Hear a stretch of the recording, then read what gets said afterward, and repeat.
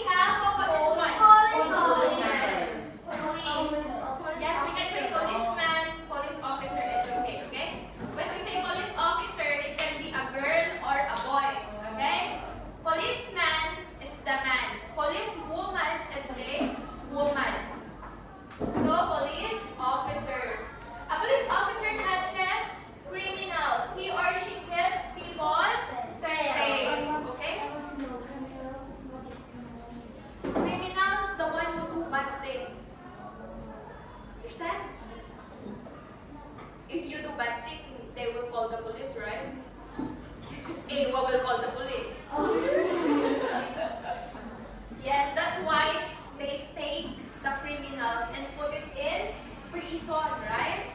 So, our roads or our city will be safe. Next we have, how about this one? Yes, air hostess or flight attendant. Okay, everybody say flight attendant. Very good. So it can be a man and a woman as well. Both you want to flight attendant? Very good. We will see you soon. When you